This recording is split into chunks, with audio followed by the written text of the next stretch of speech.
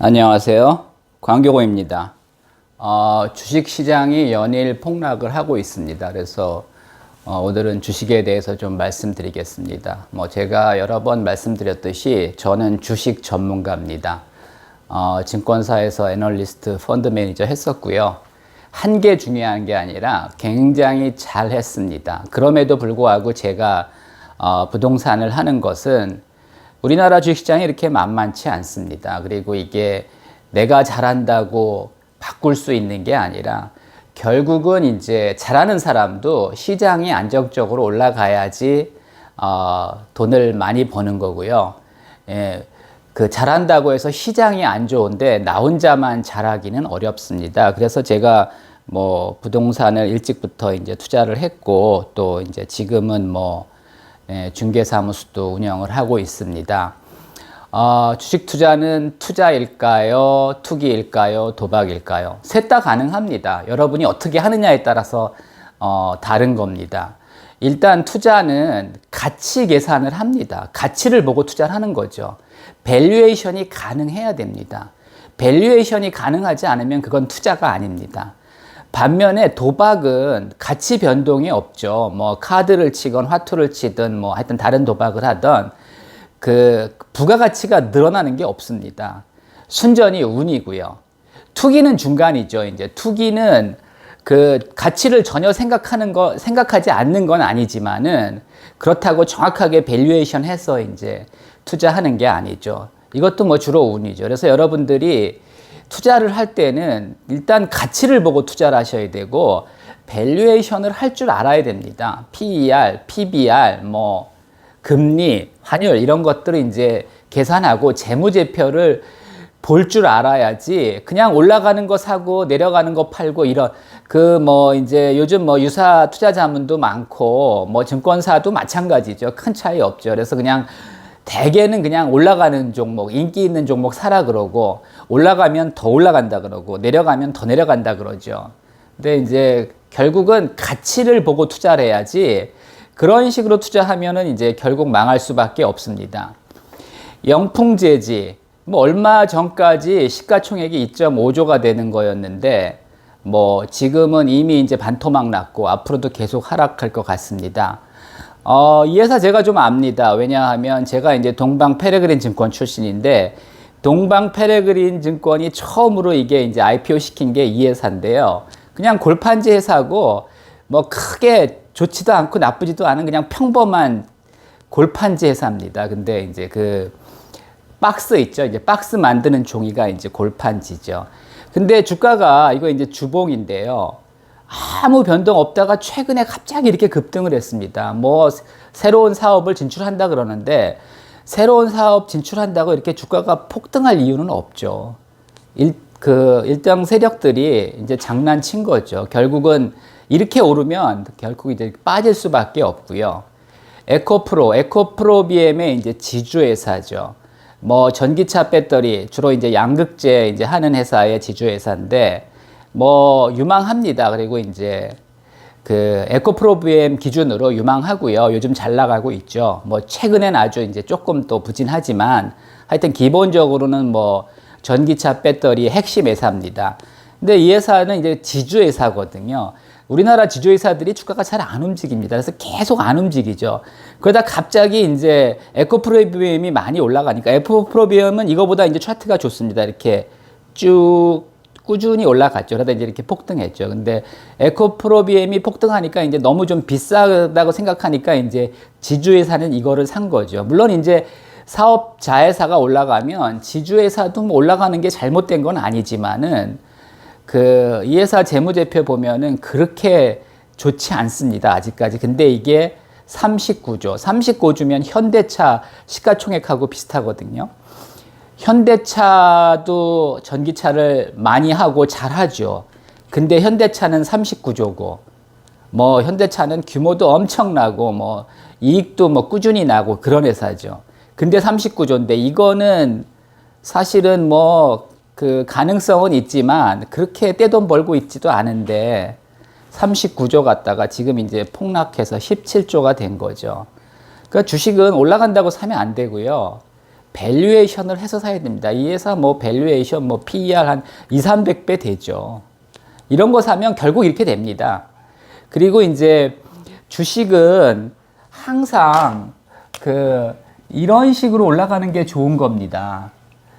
이렇게 갑자기 폭등하면은 결국은 폭락을 합니다. 이렇게 결국 우상향을 해서 올라가더라도 이렇게 중간중간에 이렇게 조정을 받고 올라가는 게 좋은 거지. 이렇게 가만히 있다가 어느 날 갑자기 확 떠요. 그러면 결국은 이게 이제 폭락할 수밖에 없는 그런 겁니다. 우리나라 사람들은 뭐 오히려 이런 주식을 좋아하죠. 그냥 올라갈 때 먹고 튀면 되지 이렇게 생각을 합니다. 근데 이제 폭탄 돌리기죠. 내가 폭탄 안 맞으리라는 보장이 없는 거죠. 이건 이제 삼천리 주봉입니다. 삼천리는 굉장히 안정적이고 좋은 가스 회사입니다. 주로 이제 경기도 뭐 수원, 안양 이쪽에 이제 그 가스 공급하는 회사인데 굉장히 좋은 회사인데 이 회사가 뭐 한 주가 기준으로 한 10만 원 전후에 계속 있었습니다. 근데 어느 날 일정 세력들이 뭐 라더견 일당이라고 있죠. 이제 주가를 이렇게 끌어올린 겁니다. 예, 그래서 50만 원까지 갔었죠. 시가총액 2조. 근데 갑자기 이제 뭐 여러 가지 문제가 생기자 이게 이제 서로 투매를 했죠. 그래서 이렇게 폭락을 해서 결국은 제자리로 돌아왔습니다. 삼천리 좋은 회사인데 2조 가치는 없습니다. 그리고 뭐 사실 저평가된 회사도 맞습니다. 그리고 저도 좀 관심을 가지고 있는 회사인데 이게 잘 안 올라갑니다. 그리고 지금 이제 가스값이 많이 올랐는데 이거를 이제 소비자들한테 전가를 해야 되는데 전가하기가 좀 어려운 구조죠. 그래서 이제 가스공사 대규모 하여튼 이제 회계상으로는 뭐 적자가 아니라고 나오고 있지만은 하여튼 실제로는 이제 적자 내고 있고요. 뭐 이게 이제 가스 공급 회사들은 흑자는 내고 있는데 사실은 가스 요금을 전가를 못 시키고 있죠. 그래서 이제 이게 사실은 우크라이나 전쟁 나면서 가스값 올릴 수 있지 않나 이래서 이제 그런 근거를 가지고 이렇게 끌어올렸는데 결국은 이제 가스값 인상이 쉽지 않죠. 전기료 인상이 쉽지 않은 거랑 똑같습니다. 저는 한전을 별로 좋게 생각하지 않는 게 한전이 이익을 많이 내려면 전기료를 인상을 해야 되는데 그게 이제 국민들의 비용으로 이제 비용이 되기 때문에 항상 그렇습니다. 한전이 그렇게 이익을 많이 내기 어렵습니다. 물론 이제 요금을 올린 상황에서 원가가 떨어지면 이제 유가가 떨어지면 이익이 많이 나는 때가 있긴 있었죠. 근데 하여튼 한전도 결국은 잘해야 이제 기본적인 이익 정도 나는 그 수준이지 이익을 많이 내기가 어렵습니다. 근데 하여튼 삼천리 이렇게 끌어올렸다 결국 이제 제자리 됐다는 거고요. 나머진 다 주봉인데 이건 삼성전자 이제 월봉입니다. 삼성전자도 지금 현재 주봉은 그렇게 좋지는 않고요.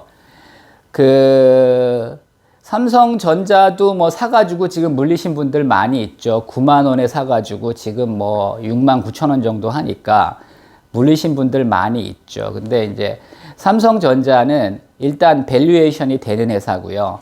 그 다음에 여전히 주가가 우상향하고 있습니다. 물론 이렇게 왔다 갔다 하죠.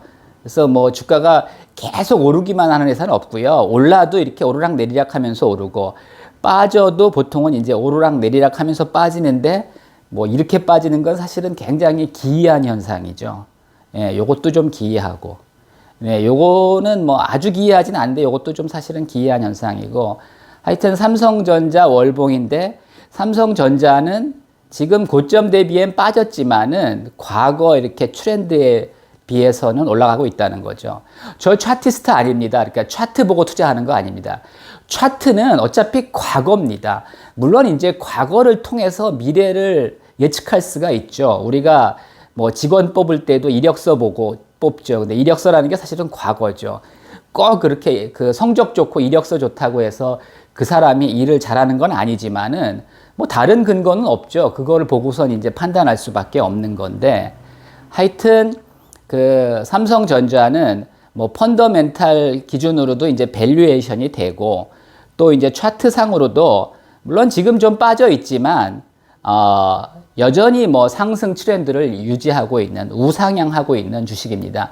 우리나라에 이런 차트가 거의 없습니다. 여러분들이 이제 월봉을 쳐보시면 뭐 현대차도 이렇게 우상향하지 않고 그냥 횡보하고 있고요. 뭐 신한금융, 국민은행 이런 거 다 횡보하고 있습니다. 그래서 이런 차트가 거의 없습니다, 우리나라에. 근데 삼성전자가 유일하게 그래도 이제 우상향 차트를 유지하고 있다는 겁니다. 뭐 이외에도 굉장히 많습니다. 할 말 굉장히 많은데 뭐 시간이 이제 정해져 있으니까 제가 간단하게 얘기 드리면, 카카오도 영업으로 꾸준히 돈 버는 회사가 아닙니다. 주로 뭐 기업 인수합병 통해서 이제 이익이 많이 날 때도 있고 적게 날 때도 있고, 그런데 사실은 좀 그러다 보니까 이게 이제 분위기 좋을 때는 이렇게 오르지만 이렇게 빠질 가능성이 높은 회사고요. 카카오뱅크 뭐 유망합니다. 뭐 하여튼 핀테크의 선두주자죠. 근데 카카오뱅크가 단기간에 돈을 많이 벌 수는 없습니다. 왜냐하면 자산이 얼마 안 되는 거거든요. 그러니까 이제 신한은행이나 뭐 국민은행 이런 거는 자산이 3,400조 됩니다. 근데 카카오뱅크는 최근에 많이 늘었는데 한 40조입니다. 40조에서 이제 은행 보통 이제 마진을 NIM이라 그러죠. NIM 2% 해봤자 이제 8천억이고요. 8천억에서 이제 비용 쓰고 또 이제 부실 채권 생기면 상각하고 그러면, 이게 은행이 돈을 벌려면 일단은 자산이 많이 늘어야 되는데, 물론 속도는 빠릅니다. 근데 자산 자체가 얼마 안 되기 때문에 카카오뱅크도 조만간에 이익을 많이 내기는 어렵습니다. 카카오페이 뭐 여전히 적자고요.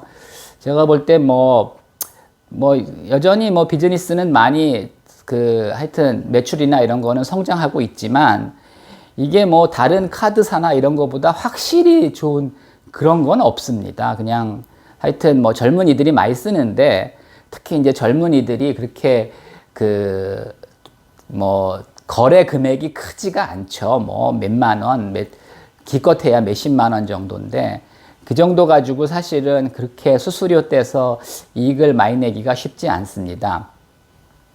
그리고 이제 LG 에너지 솔루션, 뭐 전기차 배터리의 핵심 주식이죠. 그래서 이제 많이 올랐다가 지금 내리고 있는데, 결국은 지금 많이 올랐을 때도 작년 1월이었죠. 그 상장 첫날 그 주가보다 조금 더 올랐었습니다. 그래서 이제 제가 그때도 말씀드렸는데, LG 에너지 솔루션 유망하지만 밸류에이션이 높고, 또 이게 이제 중국하고 경쟁을 해야 되거든요. 중국하고 직접적으로 경쟁을 해서 돈 벌기가 어렵습니다. 우리나라 LCD 중국하고 경쟁하면서 결국은 다 망했고요. 예, LG 디스플레이 한때 뭐 세계 최대 이제 LCD 업체였는데 지금 적자 나고 있죠. 그러니까 OLED에선 벌지만 하여튼 LCD 그렇고, 또 LED도 굉장히 유망하다 그래서 우리나라가 투자를 많이 했는데 결국 중국과 경쟁하면서 돈 못 벌고 있죠. 또 태양광, 뭐 폴리실리콘 이런 것들도 그 OCI가 하는 실리콘 이런 것도 한때 굉장히 돈 많이 벌었습니다. 근데 결국 중국과 경쟁하면서 돈을 못 버는 구조가 이제 돼버린 겁니다. 하여튼 지금 상황이 안 좋은데 제가 팔아라 던져라 이렇게 말씀드릴 수는 없습니다. 근데 하여튼 뭐 이미 투자한 건 어쩔 수 없지만 앞으로라도 제발 공부하시고 가치가 있는 주식에 투자하시고, 특히 이제 밸류에이션, 재무제표 공부하시고 투자하시기 바랍니다. 이상입니다.